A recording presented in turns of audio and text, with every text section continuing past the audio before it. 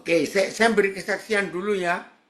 Silakan, Koden. Jadi Silakan kemarin, Koden, silakan. kemarin malam habis pemberkatan pernikahan di Bandung, ya, ya biasa eh, keluarga pengantin ingin ngantar saya ke stasiun Bandung, ya, karena saya naik bus ke Jakarta. Nah, anak saya sudah beli tiket. Nah, terus enggak, saya mau naik Grab saja, ya, bilang begitu. Mereka ya sempat ribut begitu, tapi saya maksa, akhirnya panggil Grab. Nah, saudara, begitu dia masukkan koper saya, supir Grabnya ini, Roh Kudus bicara sesuatu. Wih, luar biasa Tuhan jamah. Nah, tentang keluarganya, tentang masa kecilnya, ya, namanya Krisna Hendriana, anaknya 3. Nah, begitu mau menuju ke stasiun, macet. Bandung lagi macet, apalagi long weekend begitu. Terus dia nawari, dia manggil saya papa, gini, Pak, kalau lihat aplikasi antara ke stasiun Bandung Kebonjati itu dengan ke stasiun Padalarang, ternyata lebih cepat ke Padalarang. Tapi orangnya sopan. Tapi maaf loh Pak, bukan saya ingin dapat uang lebih banyak. Tapi saya dengar tadi Pak harus cepat. Kereta saya busnya itu jam 21.23. Wah, ditawari begitu, saya senang. Senangnya apa? Berarti ada kesempatan lebih panjang untuk cerita tentang Tuhan Yesus. Ya udah, tapi benar Pak, nggak apa-apa. Jangan sampai Papa merasa saya manfaat. Oh, enggak. Wah, di perjalanan sampai pada larang, kebongkar semua hidupnya. Luar biasa. Terus tadi malam saya sampai Jakarta, istrinya ikut telepon juga. Dia bilang, Pak, sudah 3 minggu ini kami berdoa, ingin dapat jawaban. Tapi kami juga bingung, doanya bagaimana supaya Tuhan itu bisa dengar. Bayangkan. Luar biasa. Tadi pagi ini saya mulai, ya saya buka HP saya, dia lihat, dia nunggu saya. Wih, Papa sudah bangun. Ya saya bilang, ini Papa mau ada pelayanan ini. Nah, saudara, memenangkan jiwa itu lebih mudah daripada kita makan sambal. Maaf saya pakai istilah itu. Karena kalau makan sambal nggak pedesan. Ini dapat berkat yang luar biasa. Nah, maka itu keputusan saya sejak dulu, saudara. Saya nggak akan pengen punya mobil pribadi. Saya akan tetap naik kendaraan umum. Maka itu bersyukur punya istri yang gak nuntut mobil sama sekali. Puji Tuhan untuk itu. Nah itu kesaksian yang semalam. Amin, Oke. Koden. Puji Tuhan. Ya, saya nggak tahu itu. Yang kapan itu masih ngelayani nggak anak saya yang Rio itu, ya, yang sakit. Baik, kita belajar. Shalom lagi sekali, selamat pagi semua, Tuhan memberkati. Saudara, tema kita hari ini sangat menantang. Ya, temanya kalau kita baca baik-baik, ya, bagaimana kita bisa, tunggu supaya saya tidak salah, ya, bentar. Apa temanya? Yang Menga- pertama apa itu? Mengasihi, Mengasihi, menaati, mentaati, dan merasakan hadirnya. merasakan hadirnya. Saudara, perhatikan baik-baik. Mengasihi, mentaati, merasakan hadirnya. Setan tidak mengganggu kalau kita rajin berdoa. Catat ya. Setan tidak mengganggu kalau kita rajin baca Alkitab. Setan tidak mengganggu kalau kita rajin pelayanan. Setan tidak mengganggu kalau kita rajin doa puasa. Sebab semua aktivitas rohani itu tidak mempengaruhi pekerjaan iblis. Ya, saya ulangi, kalau kita melihat fakta itu, jadi apa yang setan paling tidak suka? Kalau kita doa, doa pagi, doa malam, doa sore, doa puasa, aktif pelayanan, rajin baca Alkitab, memberi persembahan itu tidak berdampak sama sekali untuk kerajaan neraka. Setan-setan pun tidak terganggu. Yang buat dia terganggu, kalau kita bisa merasakan atau bisa menikmati atau bisa ada dalam hadirat Tuhan. Catat. Mengapa setan akan terganggu ketika mereka tahu Tuhan hadir di hidup kita? Saya ulangi. Mengapa setan terganggu? Kalau mereka tahu Papa di surga bisa hadir di hidup kita. Karena kehadirannya di hidup kita yang disebut hadirat. Itu dari bahasa Arab sebetulnya.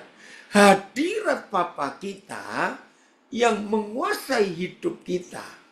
Kalau saya pakai istilah senjatanya Israel, Iron Dome.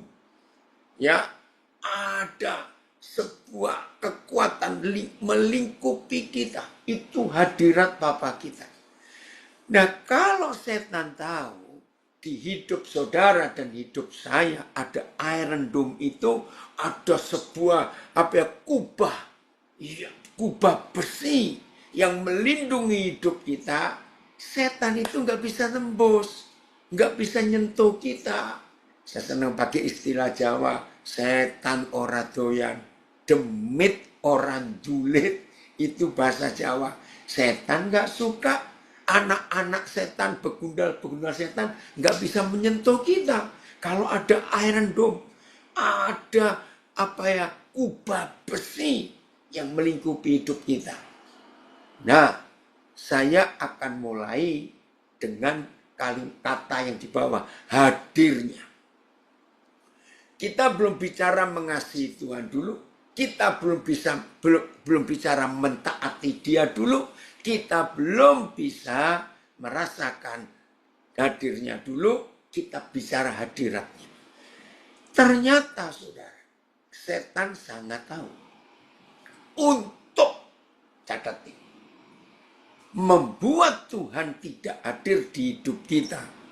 Ternyata ada cara yang sangat-sangat mudah. Bahkan saya sering mengajar itu, kalau cara setan ini dilempar ke kita dan bodohnya kita. Maaf, saya bukan menghakimi. 99,99% yang mengaku murid Yesus, yang mengaku orang Kristen, yang mengaku anak-anak Papa di surga, justru menerima senjata setan ini yang membuat Papa tidak bisa hadir di hidup kita. Nah, ketika setan merusak Iron Dome, kubah besi hadiratnya, ngeri saudara. Setan itu tidak perlu berjuang keras. Setan tidak perlu doa puasa. Setan hanya sedang santai. Terus dia sedikit saja. Habis Iron Dome, hadirat tentu habis. Apa itu? Tersinggung, jengkel, nggak suka.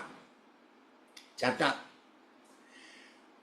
ketika setan tahu kita merindukan hadirat Tuhan dan hadirnya Tuhan nyata di hidup kita, ternyata itu cara paling mudah untuk menghalangi Tuhan hadir.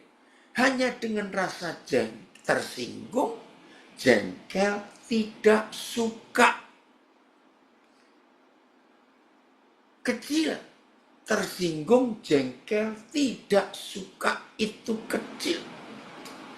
Mungkin saudara masih melawan, aku nggak pernah tersinggung, aku nggak pernah nggak suka dengan si A, si B, si C. Cuma, tahu arti Ayo suami istri, gampang bukan? Saya selalu menasihati anak-anak muda. Kalau saya ketemu ada acara anak-anak muda, ada juga keluarga-keluarga. Saya punya istilah ini. Tolong ya yang sudah menikah, Kalau setuju senyum-senyum saja, nggak usah jawab supaya tidak ketahuan. Ternyata di dunia ini kalau ada dua orang yang hobinya saling menjengkelkan, saya ulangi, kalau di dunia ini ada dua orang yang hobinya saling menjengkelkan, itu pasti suami istri. Jangan menyangkal. Nah di situ anak-anak muda saya bilang, ayo mikir loh. Ini pengakuan kami, keluarga-keluarga orang tua kalian. Jadi kalau ada dua orang di dunia ini hobinya selalu saling menjengkelkan, itu pasti suami istri. Karena kita yang sudah menikah, aduh, penyebab kejengkelan suami istri itu nggak pernah hal-hal besar, LPG meledak, betul ya, tembok, dinding rumah kita runtuh, tidak. Yang sering membuat kita suami istri jengkel itu perkara-perkara kecil. Betul? Nah ini cara iblis. Maka itu catat hadirnya di hidup kita cukup dengan rasa tersinggung dengan si A, si B, si C. Cukup dengan rasa jengkel dengan si D, E, F, G. Cukup dengan rasa gak suka dengan HGI terusnya lagi ke belakang. Ayo kita buka ayat ini. Ibrani 12 ayat 14. Maka itu jangan macam-macam. Woi, saya sapa anak saya dulu di Jerman. Guten Abend. Nah, tanggal 24 Bapak nyampe di Frankfurt. Kamu ikut retreat ya? Pada ngomong Papa lupa beritahu kamu. Lihat ini Ibrani 12 ayat yang ke-14. Berusahalah hidup damai dengan semua orang. Saya terjemahkan dengan kalimat yang tepat. Dan kejarlah perdamaian dengan semua orang. Bukan kekudusan, memang.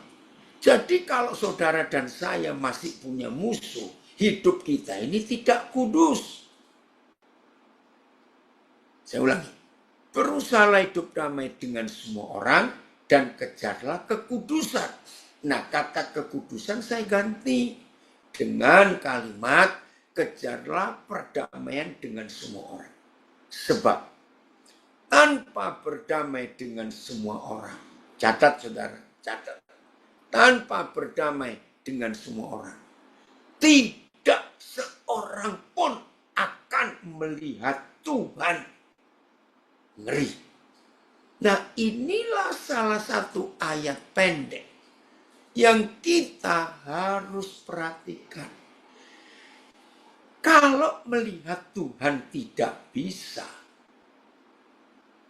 ya bagaimana bisa bertemu? Ngelihat saja tidak bisa.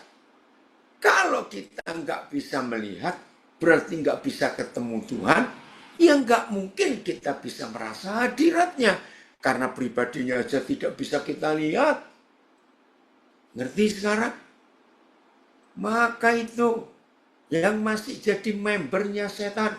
Maaf ini kalimat jelek. Tahu-tahu istilah jadi member?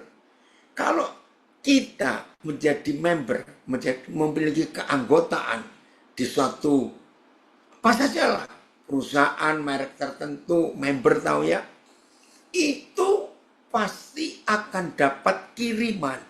Kiriman apa? Ya produk-produk baru dari setan. Maaf, dari member itu. Saudara member rumah makan apa, restoran apa, member perusahaan apa, banyak lah ya, member gitu. Ya kalau perempuan nggak semua sih, ya pasti jadi membernya apa produk make up ini, produk skincare ini, banyak istilah saya. Nah begitulah murid Yesus yang jadi membernya setan karena suka diganggu oleh setan dengan rasa jengkel, tersinggung, jengkel, tidak suka. Nah setan paling tahu siapa membernya. Nah saudara, ini yang menyedihkan, ternyata nggak sedikit. Murid Yesus menjadi membernya setan. Maka itu setan selalu kirim produk-produk baru. Maaf saya ngomong ini.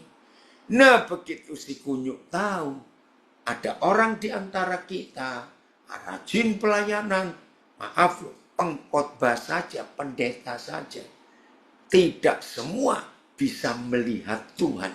Karena ada pendeta masih punya musuh. Nah punya musuhnya kan begini. Saya itu nggak punya musuh Pak Daniel. Cuma malas ketemu. Ya sama. Nggak punya musuh, nggak benci, tapi malas ketemu. Ayo ngaku. Jadi yang membuat Tuhan hadir di hidup kita. Catat. Kalau saudara dan saya hidup tanpa musuh. Musuh bukan hanya hal-hal yang besar, yang benci. Itu tersinggung, jengkel, tidak suka. Hal-hal kecil ini cukup. Iron Dome di hidup kita hancur, saudara. Cukup menghancurkan. Nah, ini yang saya katakan di awal tadi. 99,99%. Ampuni kami Tuhan. Murid-murid Yesus. Pelayan-pelayan Tuhan. Hamba-hamba Tuhan. Pendeta-pendeta. Penginjil-penginjil. Majelis-majelis gereja. Pendoa-pendoa syafaat. Cukup banyak yang belum beres hidupnya. Lagi sekali, periksa hati kita masing-masing. Tersinggung, jengkel, tidak suka. Dengan satu orang saja. Sudah cukup membuat Papa gak hadir di hidup kita. Maka itu tema yang diberikan. Saya belum tanya Bu Lina siapa yang milih tema ini. Aduh, mengasihi, menaati, merasakan hadirnya. Harus dimulai dengan hati yang bersih, tidak punya musuh. Jadi saya ulangi lagi, yang masih ngelawan, aku nggak punya musuh. Cuma ada satu orang yang menjengkelkan saya belum bisa terima. Ayo berubah hari ini. Keren ya? Nah, setelah kita bersih hatinya, nggak punya musuh, nggak ada yang menyinggung, nggak ada rasa tersinggung di hidup kita, tidak ada rasa nggak suka, jengkel pada siapa saja, maka Papa pasti hadir di hidup kita. Nah, kalau Papa hadir di hidup kita, otomatis kita mengasihi Dia. Karena hadiratnya itu luar biasa.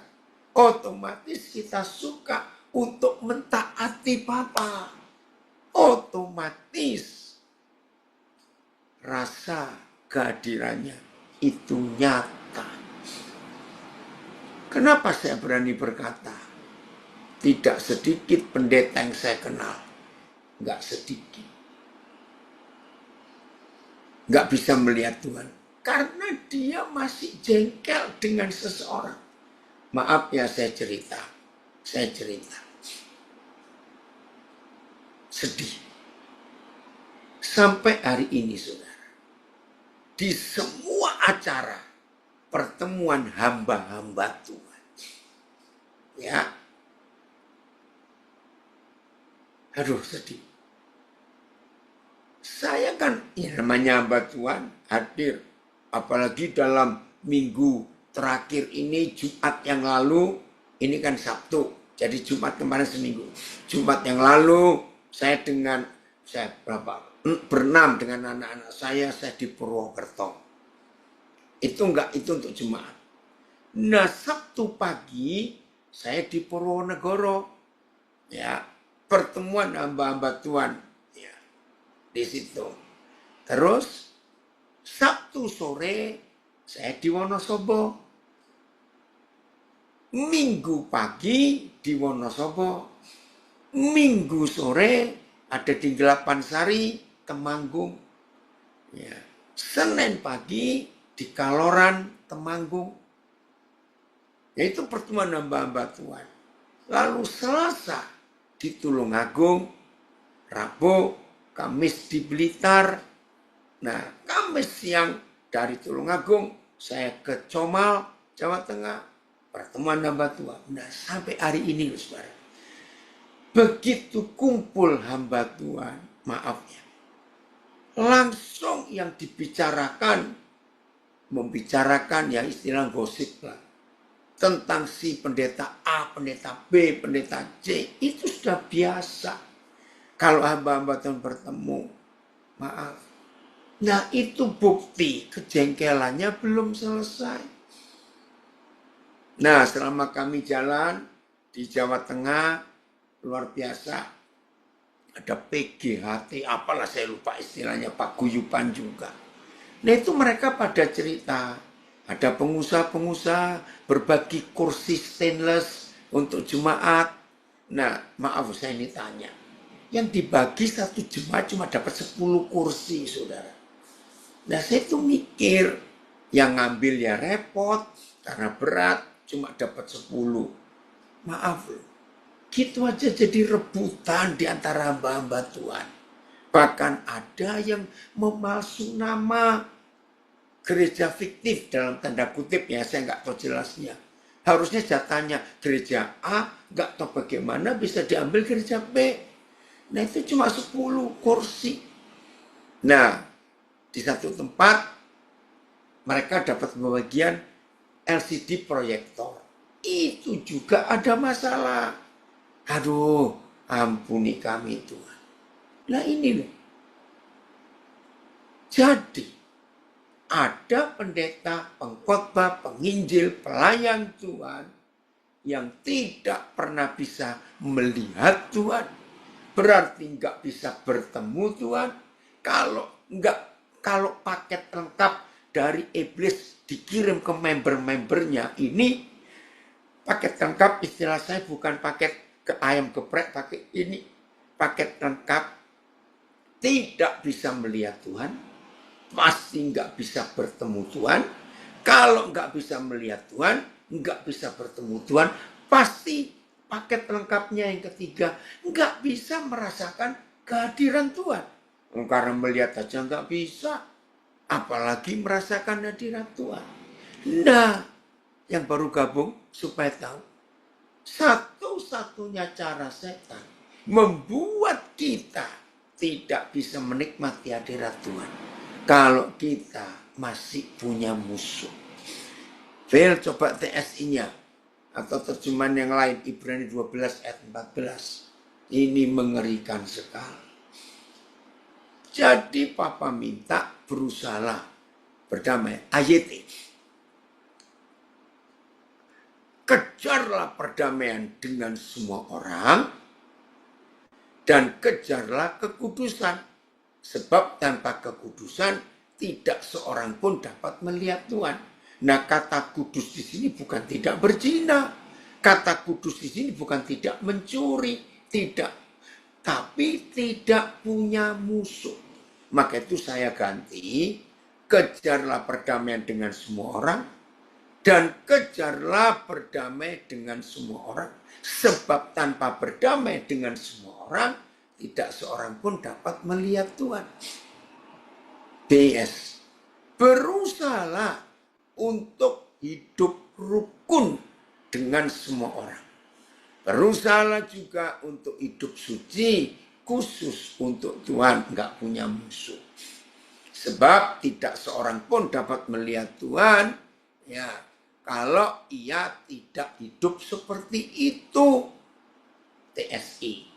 Berusahalah hidup damai dengan semua orang dan jagalah kesucian hidupmu. Apa itu? Hidup tidak punya musuh itu suci. Karena orang yang tidak berusaha hidup tidak punya musuh, tidak mungkin akan bertemu Tuhan. Bayangkan VMD-nya. Jadi saya ulangi lagi, setan sangat hafal ayat ini. Kenapa setan menghafalkan Ibrani, hampir semua ayat ya, yang penting dihafalkan. Tapi ini satu-satunya setan paling suka pakai, sebab setan tahu.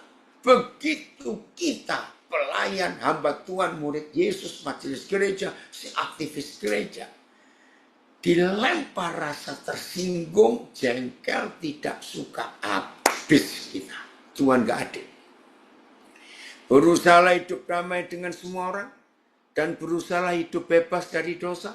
Dari dosa adalah kalau nggak punya musuh. Jika hidup seseorang tidak kudus, ia tidak akan melihat Tuhan. Lagi sekali, kalau kita tidak berzina, kita tidak mencuri, tapi masih punya musuh, maka bukan kudus, tapi kudis, maaf. Jauhilah segala pertengkaran. Dan berusahalah menjalani hidup yang bersih dan suci tanpa musuh. Sebab orang yang tidak suci tidak akan melihat Tuhan. Nah, jadi lagi sekali tema kita pagi ini mengasihi, mentaati, merasakan hadirnya. Ternyata hadirnya Papa kita sebagai Iron Dome, kubah besi yang melindungi kita, ini dia. Maaf, ini cuma cerita ya, tapi sebagai gambarannya masih ingat cerita epik ya, kitab suci orang Hindu dalam kisah Bharatayuda atau Ramayana. Masih ingat seorang ratu yang sangat cantik disebut Dewi Sinta, masih ingat? Rama harus pergi ya berburu atau apa. Nah, supaya melindungi permaisurinya ini cerita ya. Maka Raja Rama membuat sebuah lingkaran ya dari api. Ya, masih ingat? Nah, Raja Rama pesan, kamu jangan keluar dari lingkaran ini. Rahwana si murka itu ya, rajanya para penjahat ingin mencuri, tapi nggak bisa. Nah, digoda oleh si Rahwana untuk Sinta itu keluar. Nah, dalam epik itu, dalam cerita itu, akhirnya Sinta betul-betul tertipu dan dia keluar dari penjagaan itu. Nah, ini kisah cerita. Jangan main-main dengan tidak mengampuni. Jangan main-main dengan tidak berdamai.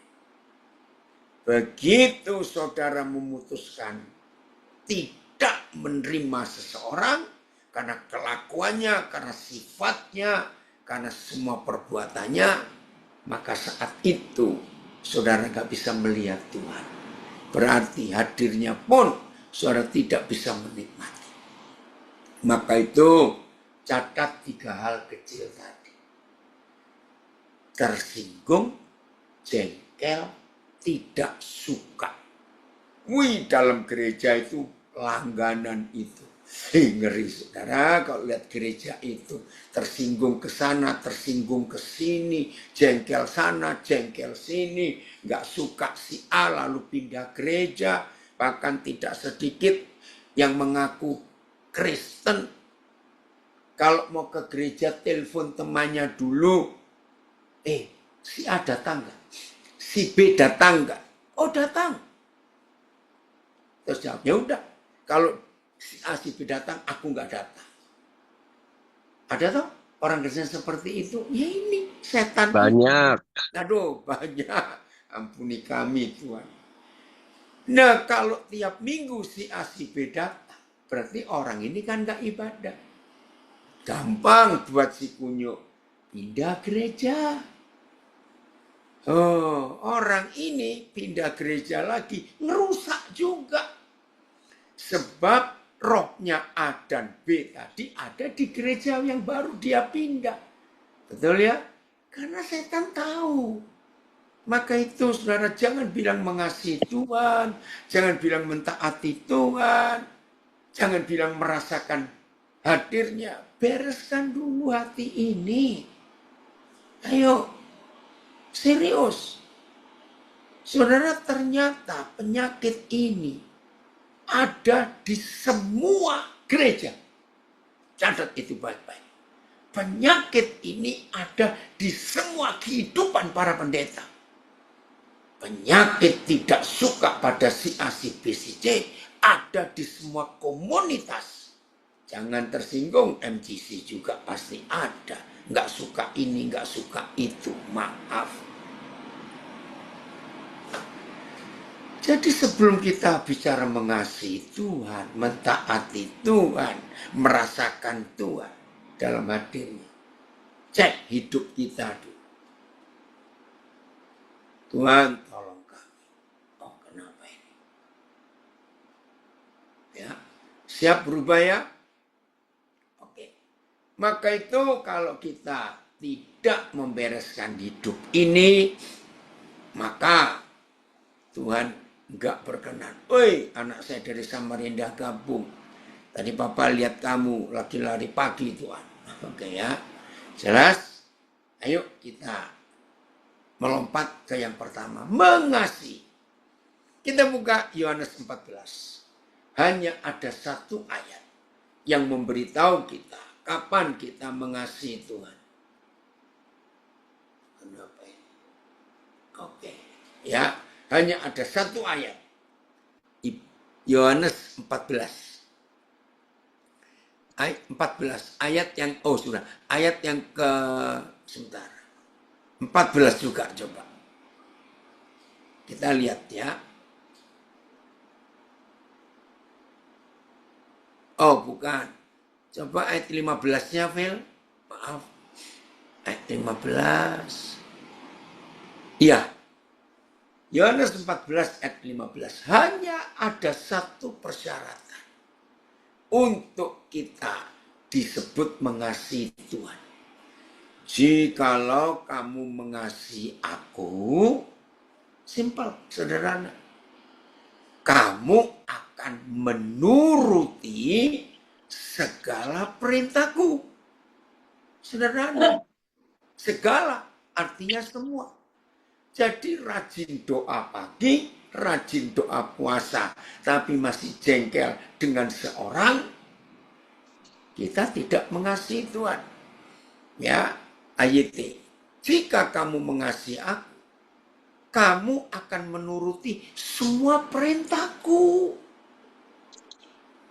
Saudara perhatikan, perintah ini yang Papa ingin kita lakukan, BIS. Kalau kalian mengasihi aku, kalian akan menjalankan perintah-perintahku. PSI. Kalau kalian mengasihi aku, kalian akan mengikuti semua perintahku. Jadi, maaf, hari Minggu lalu di Wonosobo, ya, saya melayani gereja kecil sekali. Selama ini saya lihat di Jawa, ini gereja yang terkecil yang saya pernah layani.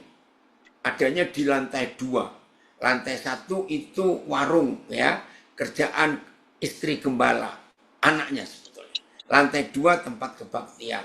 Lantai 3 itu pastorinya. Nah, tempatnya kecil sekali, saudara. Kira-kira nggak ada lebarnya, nggak sampai, ya 5 kali 7 kali ya, kecil. Nah, tapi pagi itu Tuhan suruh saya mengajar. Hati-hati dengan orang yang gila pelayanan. Wih, keren itu gila pelayanan. Vero, kamu sudah nyampe di Mamuju? Ya, nah, saya baru perjalanan dari lintas Sulawesi Selatan, Sulawesi Utara. Nah, ternyata tidak sedikit ada orang gila pelayanan. Artinya kalau pelayanan, wih semangat. Tapi percuma kalau masih punya musuh, nggak berdamai dengan satu orang. Ingat tuh tadi Ibrani 12, berusaha hidup berdamai dengan semua orang. Misalnya, di kecamatan saudara tinggal sebagai katokonan kecamatan, itu penduduknya kira-kira 20.000. Kira-kira. Nah, saudara nggak bisa berkata kepada Tuhan, Tuhan, aku sudah berdamai dengan yang 19.999. Tinggal yang satu loh Tuhan.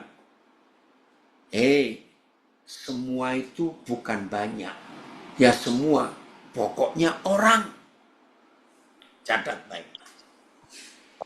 Nah ini tadi, satu-satunya bukti bahwa saudara dan saya itu mengasihi Tuhan, yaitu mentaati semua perintahnya. Salah satu perintahnya, hidup tanpa musuh. Baru kita bisa mengasihi.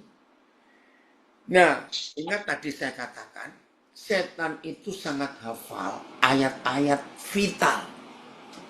Contoh, Ibrani 12 ayat 14, setan hafal. Dan begitu mudah setan merusak Iron Dome, kubah besi, yaitu hadirat Bapa kita, supaya dia bisa nerobos hidup kita. Jadi dilempar kecil, tersinggung dengan si A, si B, si C. Nah, saudara, kalau kita tersinggung dengan si A, si B, si C, ya otomatis kita tidak akan bisa menikmati hadiratnya.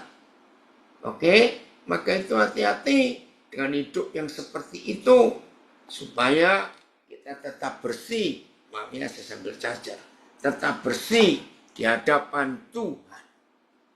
Nah, kembali ke Yohanes 14 ayat 15, setan pun tahu. Ini ayat vital ini. Kalau semua kita mentaati hukum Tuhan, kita tuh mengasihi Tuhan tanpa halangan. Nah, sekarang bagaimana supaya setan bisa menghancurkan halangan ini? Yaitu tadi, kita lihat ayat yang ke-16. Yohanes 14 ayat 16. Kita lihat ya. Ayo kita berjaga-jaga supaya kita hidup benar. Aku akan minta kepada Bapa, dan Ia akan memberikan kepadamu seorang penolong yang lain, supaya Ia menyertai kamu selama-lamanya. Puji Tuhan. Siapa penolong yang lain? Roh Kudus, Parakletos. Nah, Kamis kemarin, ini kan Sabtu, kita merayakan hari kenaikan Tuhan Yesus. Kenapa dia naik? Supaya penolong ini datang. Nah, untuk bisa mengalami kehadiran penolong yang akan menyertai kita selama-lamanya. Setan gak suka kalimat ini. Setan itu gak suka kalau mereka tahu bahwa saudara dan saya disertai Tuhan selama-lamanya. Setan gak suka. Nah, caranya untuk menghalangi penyertaan Tuhan di hidup kita yang selama-lamanya itu, dia lempar rasa tersinggung di hidup kita. Karena begitu kita tidak mentaati salah satu dari perintahnya. Ingat loh, barang siapa mengasihi aku, dia akan menuruti segala perintahku. Nah, salah satu yang paling mudah kita tidak taati adalah nggak suka seseorang, jengkel, tersinggung. Nah, begitu ayat 16 Yohanes 14 ini setan rusak, kita nggak taat, yaitu tidak berdamai dengan semua orang, otomatis penolong itu nggak bisa datang. Berarti kita tidak mengalami penyertaan Tuhan selama-lamanya. Bentar, ada komen bagus di Facebook saya dari salah seorang anak kami, Guru Nabire. Ketersinggungan, ketidaksukaan, dan kebencian atau kepahitan seperti virus yang merusak jiwa dan membuat seseorang bisa menjadi zombie. Dalam kurung terlihat hidup di luar tapi mati di dalam, dan hatinya membeku menjadi dingin. Saudara, terima kasih nak kamu nulis ini. Dan orang seperti ini ada di dalam pelayanan, ada di dalam gereja, ada dalam komunitas. Cukup satu orang saja, saudara bilang aku gak suka dia, habis. 17, lanjut. Jadi ini istilah saya. Kalau ada yang gak suka dengan kebenaran ini, Jangan marah saya cuma diminta. Marah Bu Lina, saya nggak tahu siapa yang milih tema ini. Yaitu roh kebenaran. Woi, Pak. Ya ini kita peringati hari kenaikannya Kamis, nanti minggu depan, ya besok minggunya lagi pencurahan Roh Kudus. Dunia yaitu roh kebenaran. Dunia tidak dapat menerima dia. Sebab dunia tidak melihat dia dan tidak mengenal dia. Tetapi kamu mengenal dia, kita mengenal jelas. Itu dalam hidup kita. Sebab ia menyertai kamu dan akan diam di dalam kamu. Ini pembahasan 3 hal. Saya langsung mengasihi, mentaati, merasakan hadirnya. Karena hidup tanpa musuh. Ayat 18. Ayat 18. Terima kasih Bapak. Aku tidak meninggalkan kamu sebagai yatim piatu. Aku datang kembali kepadamu. Ini kan paket lengkap. Nah, tadi kalau saudara ada yang tersinggung, yaitu orangnya menjadi membernya iblis tadi toh. Nah, ya paket lengkapnya iblis itu ngeri. Begitu dia bisa membuat kita nggak suka pada seseorang, maka paket lengkapnya dia akan tambahin. Maka Tuhan nggak hadir di hidup kita. Kalau setan sudah berhasil membuat Tuhan nggak hadir di hidup kita, paket lengkapnya ditambahin. Maka setan yang hadir di hidup orang itu. Nah, saudara, dalam peraturan menjadi member dari sebuah organisasi atau sebuah perusahaan atau restoran atau apa sajalah, ya alat-alat kecantikan, alat-alat nge-gym semuanya, untuk kita keluar dari member itu gampang. Saya pakai istilah Inggris unsubscribe, langsung WA saja, WA atau SMS, saya keluar dari member ini. Jadi kalau ada di antara kita sampai di menit yang ke-39 kita belajar ini, ternyata ada yang jadi membernya si kunyuk dan membernya neraka karena sangat gampang dikotori hati dengan tersinggung, jengkel dan tidak suka. Langsung sambil dengar ini, buka WA saudara, buka HP saudara, unsubscribe yang dari setan itu. Aku nggak mau lagi jadi membermu. Yaitu dengan memutuskan saudara mau berdamai dengan semua orang. Keren. Kalau itu, hadiratnya akan terus kita rasakan. Serius. Saudara, saya cerita supaya tahu. Orang berkata, kamu kok kuat sekali. Bukan soal kuat. Saya tetap manusia seperti saudara. Orang banyak tanya, Pak Daniel makan vitamin apa? Enggak ada vitamin buatan pabrik mana bisa membuat saya kuat ini. Saya beri contoh ya saudara.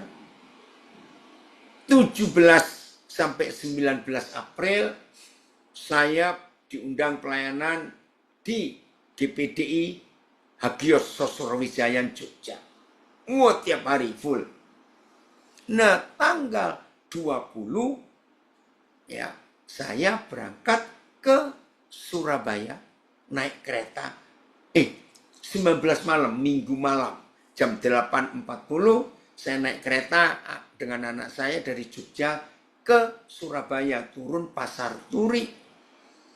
Nah, dari stasiun Pasar Turi 2:30 saya tiba, langsung diantar sopir anak saya ke Juanda. Sebab pesawat saya jam 5.05 pakai Air Asia ke Makassar. Tiba di Makassar hampir jam 8, dijemput anak saya yang lain, David Tutu, ya langsung kami ke Mamuju.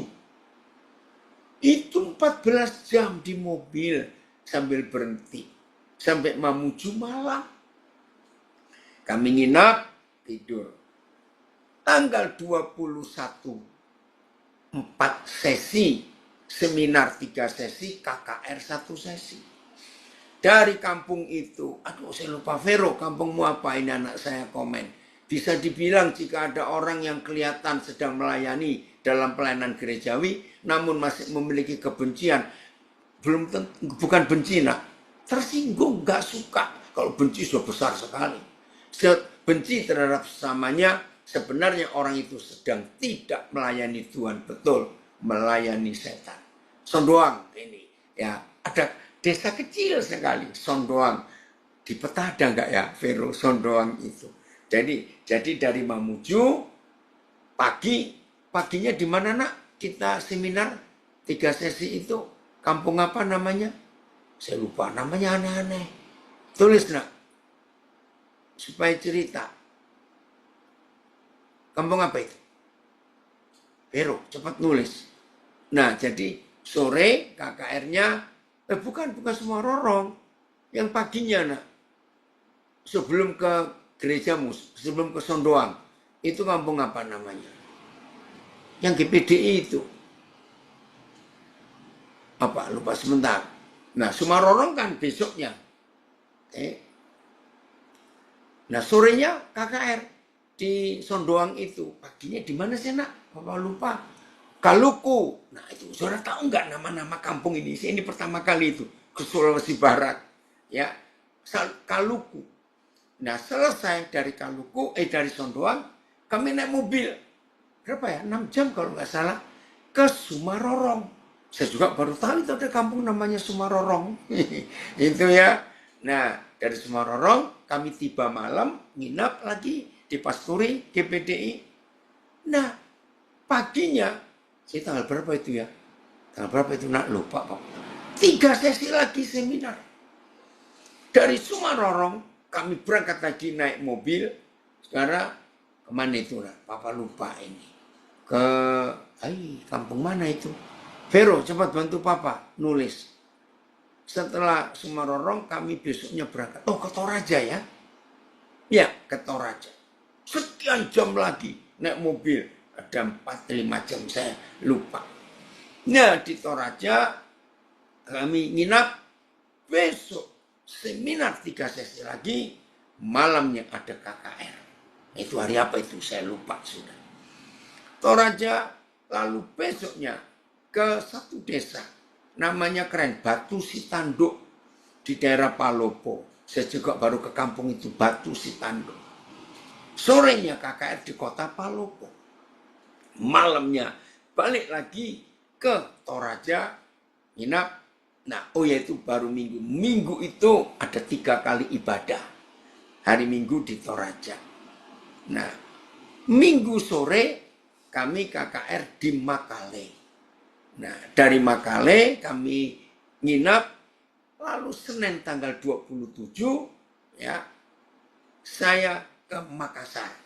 Itu sekian berapa? 9 jam dari Makale ke Makassar. Itu hari Senin tanggal 27. Langsung, jadi kami dari bandara tanggal 20 Makassar, balik lagi 27 ke Makassar lagi. Itu langsung ke Surabaya. Sebab tanggal 28 ada pelayanan di Surabaya. Putar lagi saudara, terus saya pulang ke Nabire. Awal Mei itu ada seminar. Nah, itu saya tanya anak saya. Kilometernya berapa itu? 7 hari Senin ketemu Senin. 2116 kilometer. Keren sekali. Nah, sudah dari Nabire, ya, tanggal berapa? Itu saya ke Surabaya. Nah, 23 ya, ada pelayanan. Terus 24 itu, kok berapa? Jumat itu saya ke Purwokerto, naik mobil lagi.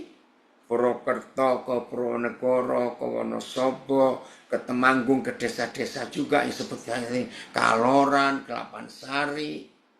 Nah, selesai dari situ ke Tulungagung, naik mobil sekian jam lagi dari Temanggung ke Tulungagung.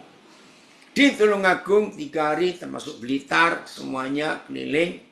Nah, Kemis sore tanggal 14, Kemis siang tanggal 14, setelah ibadah kenaikan pertama di Tulungagung pagi, kami jalan ke Comal, naik mobil lagi ke Comal. Ada kebaktian kenaikan, juga KKR 30 tahun GKRI Epata. Selesai dari situ, saya naik kereta api ke Bandung malamnya. Tiba Jumat pagi kemarin di Bandung, saya istirahat. Sorenya pemberkatan nikah. Tadi malam baru sampai Jakarta, pagi tadi jam 5 sudah on dengan saudara semua. Nanti siang saya akan terbang ke Los Angeles. 4 hari di sana full pelayanannya. Lalu saya berangkat ke Frankfurt, ada retreat gereja Indonesia di mana. Woi, terus. Saya nggak mau cerita lagi. Saudara bayangkan. Ini bukti hidup menikmati hadirat Tuhan. Sudahlah, nggak ada suplemen vitamin apa bisa membuat seperti ini. Kecuali hadirat Tuhan. Maka itu rugi kalau saudara tidak mengampuni. Rugi. Maka kalau saudara yang rugi, setan yang untung. Catat itu baik-baik ya. Tapi maaf loh, banyak loh murid Yesus goblok menguntungkan setan. Celaka kita. Ayo kita bertobat. Kita lihat Korintus. Ini bagian yang terakhir. Well, 1 Korintus atau 2 Korintus ya, sekarang saya lupa. Ya, jangan memberi keuntungan pada iblis karena kita tahu maksudnya. Coba 1 Korintus 2 kali ya, Fer. Atau 2 Korintus 1. Coba. Siapa ini? Oh, tahun 2017 kena bire. Maaf, siapa ini ya? Terus, Fer, di bagian bawah, coba. Jangan memberi kesempatan pada iblis karena kita tahu maksudnya. Terus. Ada yang bisa bantu? Saya kok lupa.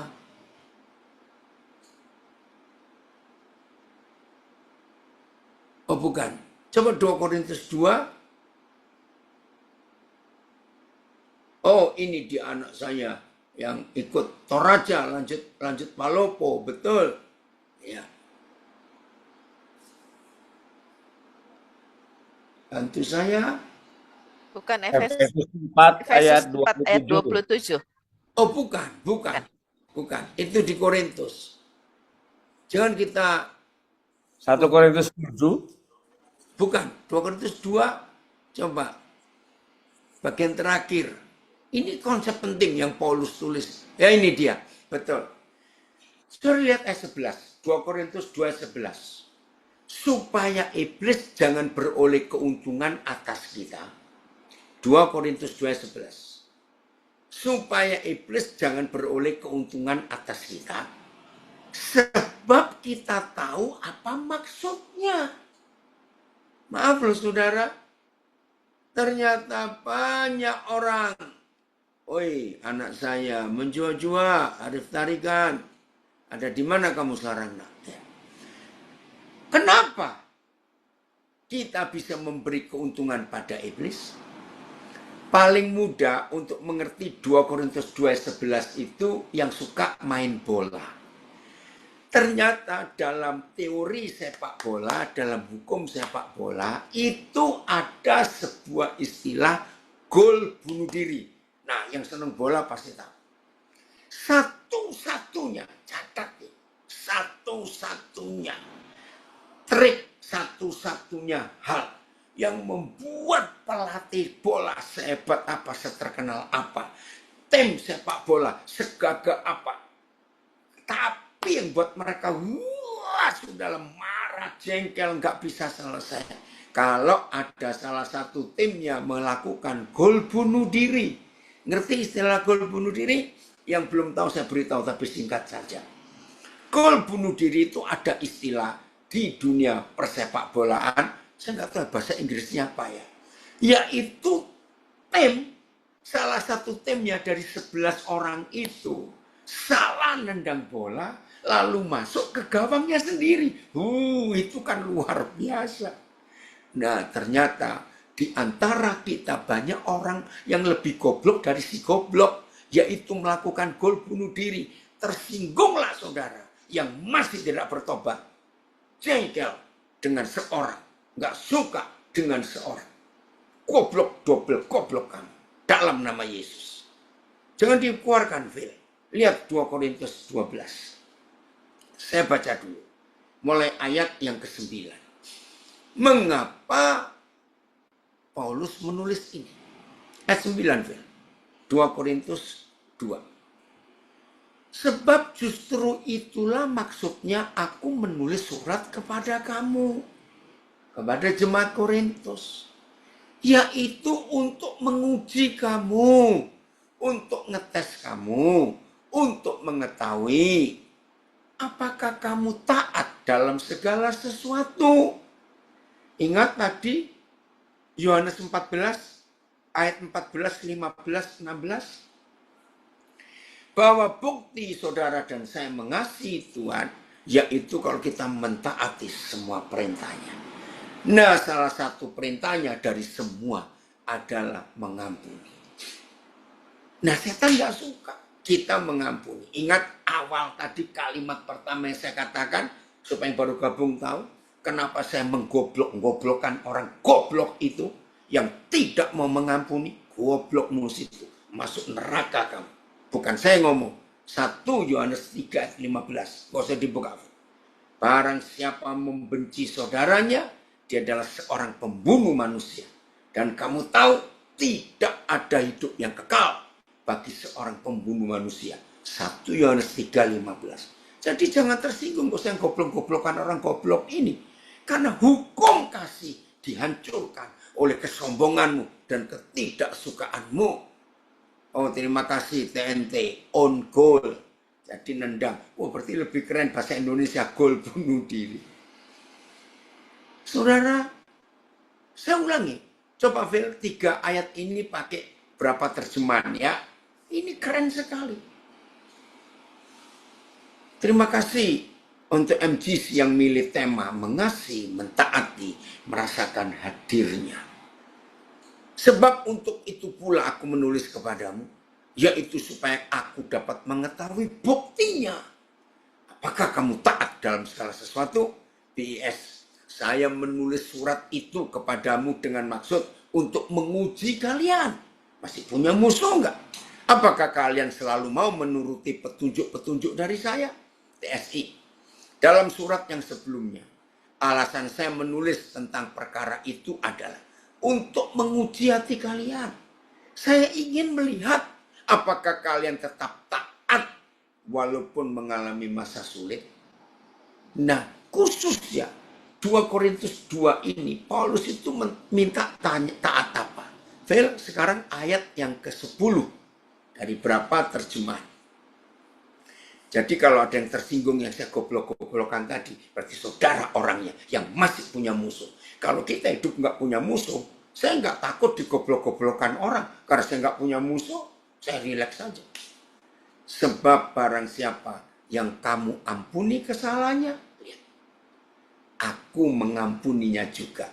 Ini pemimpin yang luar biasa. Sebab jika aku mengampuni, kalimatnya ini bagus. Seandainya ada yang harus kuampuni. Saya ngerti nggak kalimat ini? Oh, Paulus itu luar biasa. Jadi dia itu nggak punya musuh. Maka itu ya, Lambas kenapa bergabung kamu? Maka itu dia berkata, sebab jika aku mengampuni, seandainya ada yang harus kuampuni, seandainya ada, tapi nggak ada. Maka hal itu kubuat oleh karena kamu di hadapan Kristus. Dahsyat. Ayat ini. Seseorang yang kamu ampuni, aku mengampuninya juga. Sebab apa yang sudah aku ampuni, jika ada yang harus aku ampuni, aku melakukannya demi kamu. Naik Phil, Papa nggak bisa baca, tutup. Ya, saya ulangi ayat ini. Seseorang yang kamu ampuni, aku mengampuninya juga. Sebab apa yang sudah aku ampuni, jika ada yang harus aku ampuni, aku melakukannya demi kamu di hadapan Kristus. Wih, BS. Kamu sekalian mengampuni orang yang sudah berbuat salah terhadap kamu. Maka saya pun mengampuni orang itu. Sebab apa yang sudah saya ampuni, kalau memang ada yang perlu diampuni, itu saya ampuni di hadapan Kristus untuk kebaikan kalian. Keren gak ini saudara? Terima kasih Tuhan, kau menyuruh Paulus menulis kebenaran yang luar biasa.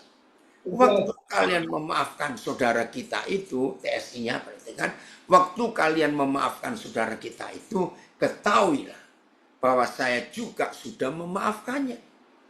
Kalau memang dia bersalah kepada saya, maka di hadapan Kristus saya sungguh-sungguh memaafkannya. Demi kesatuan kita semua. VMD-nya, ayo cepat karena waktu. VMD-nya, jika kamu mengampuninya, aku juga mengampuninya. Jika aku mengampuni, seandainya ada hal yang telah kau ampuni, aku telah melakukan itu untukmu dan untuk Kristus bersamaku.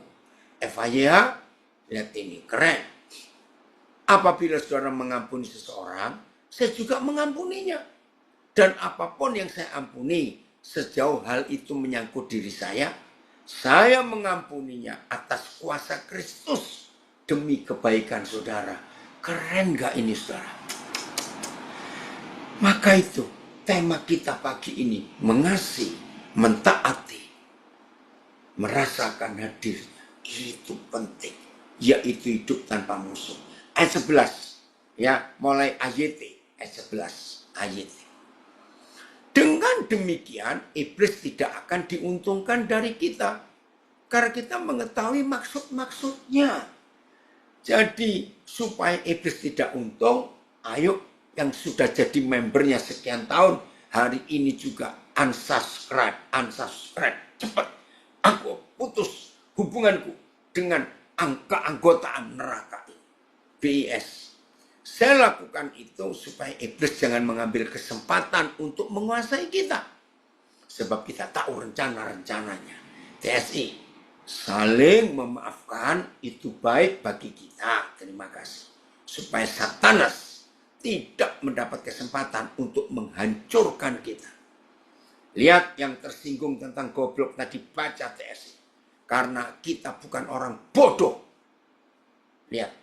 Karena kita bukan orang bodoh yang tidak tahu rencana-rencana setan. VMD. Ya, habis ini ayo kita diskusi. Ya, VMD. Aku telah melakukan hal itu supaya setan tidak memenangkan apapun dari kita. Karena kita tahu yang direncanakannya. Dia kan goblok. Kalau kita tahu yang setan rencanakan, lalu kita membuka pintu supaya rencana setan jadi semua. Itu kan goblok, saudara. Maaf ya. Ngeri. FYI. Alasan lain mengapa kita harus mengampuni ialah supaya kita jangan diakali. Saya suka kata ini, lalu saya pakai dengan bahasa anak muda. Alasan lain mengapa kita harus mengampuni supaya kita jangan dikadali. Kalau kata dikadali, saya nggak tahu istilah dari mana, tapi istilah bahasa sekarang keren. Saya ulangi, alasan lain mengapa kita harus mengampuni supaya kita jangan dikadali oleh iblis. Ya kan goblok. Kalau ada di antara kita mau dikadali iblis, goblok itu, maaf. Sebab kita tahu apa yang direncanakannya. Saya sengaja mengulang-ulang kata yang nggak baik ini, goblok. Karena Tuhan sayang saudara dan saya sayang saudara. Ayo, kita harus bertobat. Oke, inilah dia. Lina, coba cerita dulu. Kenapa pilih tema ini? Sebelum diskusi. Sebelum diskusi. Ya, terima kasih Koden buat firman Tuhan pada pagi hari ini. Karena kalau kita ngomong tuh orang Kristen gampang banget Koden. Mengasihi, tetapi prakteknya itu luar Nah, itu dia. biasa. Nah. Dan sudah dapat jawabannya dari Koden. Jadi ini Lina yang milih tema. Mungkin Bapak Ibu juga udah dapat ya. Iya, jadi Lina yang milih tema ya. Kayaknya dapat juga ya. Iya. Keren. Thank you, Koden. Luar biasa. Dahsyat Roh Kudus. Dahsyat, betul. Keren. Benar ya, Bapak Ibu, pagi ini kita dapatnya sederhana banget, tapi yang sederhana itu kadang-kadang terlupakan oleh Dalam kita. banget. Karena apa? Saya catatnya gini, Tuhan itu tidak hadir bukan karena perkara yang besar, Ya, tetapi Tuhan itu dari hal yang kecil-kecil apa tersinggung, jengkel, sih? tidak Cuma suka. tadi masalah tersinggung, jengkel, nggak suka. Enggak, gue nggak mau sama dia. Nah, kayaknya hal yang biasa, Koden. Kayaknya itu, nggak apa-apa lah, anak Tuhan mah, Koden. Tapi ternyata Fatal. dampaknya luar biasa. Terima Fatal. kasih, Koden, untuk ulasan Sama-sama. firman Tuhan. Dan kalau menghadapi yang kayak Sebelum gitu terus banget. Terus itu kan sekarang kan boleh dibilang tuh kayak orang sakit NPD. Itu kan angel ngatasi orang kayak gitu. Tunggu. Kita tidak perlu ngatasi dan ngurusi orang lain. Urusi diri sendiri. Ya. Orang-orang seperti itu akan sembuh kalau kita sembuh. Mereka nggak sadar-sadar karena kitanya yang nggak sadar bahwa dia dikirim untuk membereskan kita. Selama kita sibuk ngurusin orang yang kayak begitu, ya goblokmu sendiri. Maaf saya berkata goblok lagi. Jadi kita harus menang. Kalau kita menang atas orang itu, dia sembuh. Berarti kita menyembuhkan orang. Begitu. Oke. Amin. Jadi nggak usah beresin orang lain ya, Koden. Beresin usah. diri kita sendiri, pasti beres urusan orang lain. Gini, saya ini punya ilustrasi yang dari Roh Kudus loh. Ya, supaya dengar. Pertanyaan tadi ya, maaf ya, bukan saudara yang saya maksud, tapi semua kita. Betul, kita menghadapi orang NPD, menghadapi orang yang jengkelin. Itu bukan dia. Tuhan kirim dia untuk kita. Supaya kita sembuh. Begini ilustrasinya. Pasti di antara kita pernah punya pengalaman unik. Salah satu dari 10 jari tangan kita ini ada luka kecil sekali. Kita pun nggak rasa, mandi pun nggak rasa kena sabun. Ternyata diajak makan soto, lalu kita meres jeruk. Wih, perihnya luar biasa. Nah, ada orang yang goblok tadi. Jeruknya dimaki-maki, jeruknya dibanting, sudah dimaki-maki, jeruk kurang ngajar, jeruk nyakitin aku, dibanting, diinjek-injek, diuik. Nah, itu orang. Maaf. Harusnya saudara dan saya berterima kasih pada si jeruk. Karena jeruk memberitahu kita, hati-hati Daniel, ada luka kecil. Kalau itu nggak kamu jaga, bakteri, virus bisa masuk. Setuju? Karena kalau kita 10 jari kita aman, nggak ada luka. Silakan meres jeruk 1 kilo. Nggak perih, cuma pegel. Nah, jadi kalau ada yang suka tersinggung, bukan yang nyinggung yang salah, goblok. Yang tersinggung itu yang salah. Jeruknya disalahkan. Ayo, ngerti nggak ini? Ya sudah, jangan goblok lagi. Itu namanya Koden jeruk makan jeruk, Koden.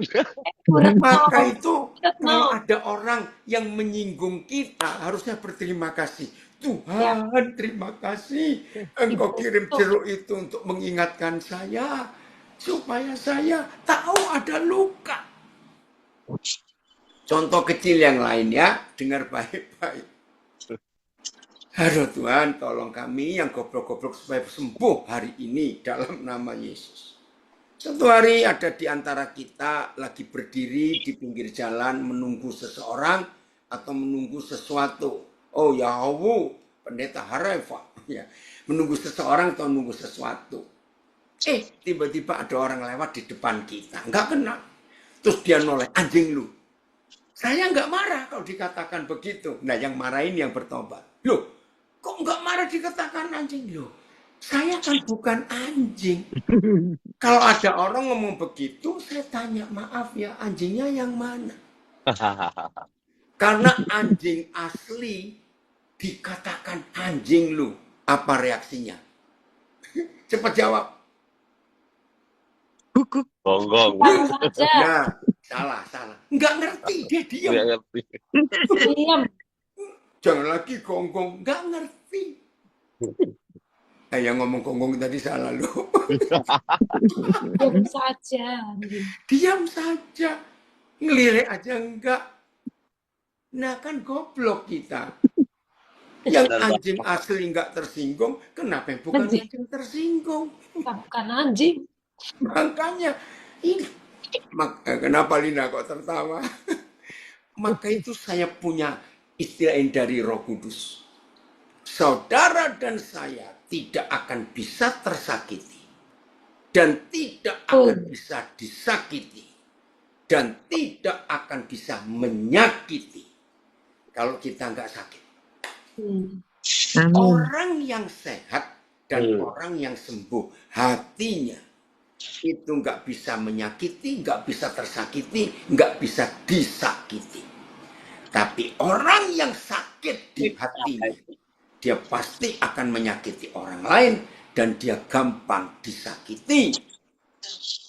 Maka itu, kalau saudara masih bisa tersinggung, saudara itu sedang sakit. Sedang suka jengkel, saudara sedang sakit. Makasih. Nggak suka dengan si A, si B, si C, saudara sedang sakit. Ayo bertobat. Oke, lanjut Lina. Ya, terima kasih Koden. Barusan Pak Imamat, Pak Saud Imamat tulis nih di chat.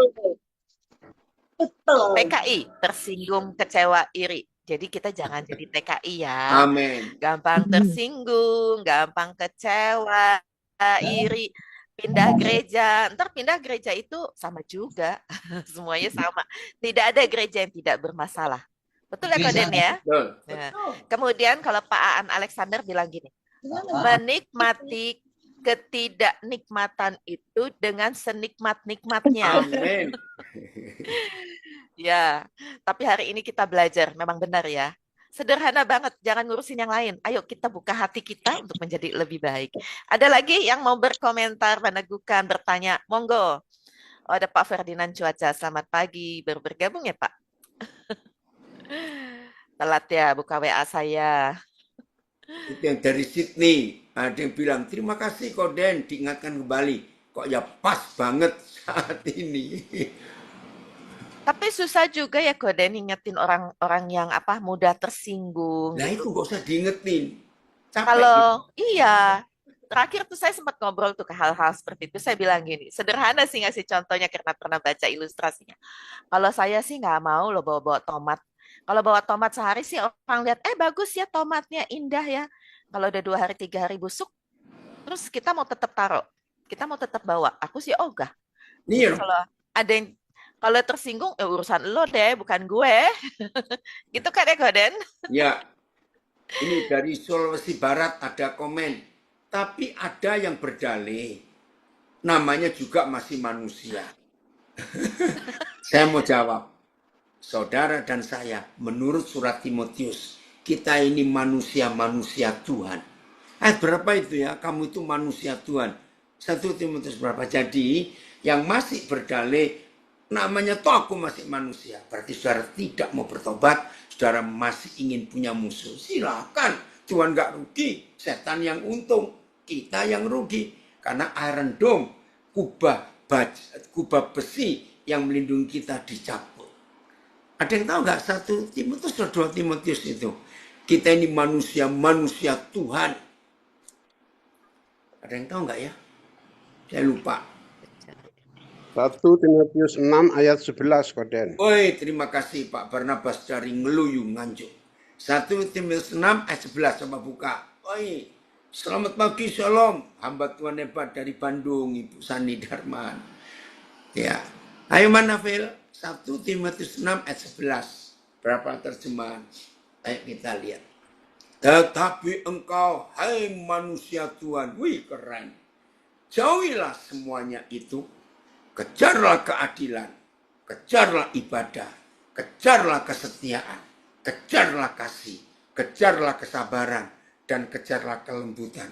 Jadi, yang masih berdalih aku toh manusia, berarti orang itu lupa ada firman ini. Bahwa kita ini manusia Tuhan.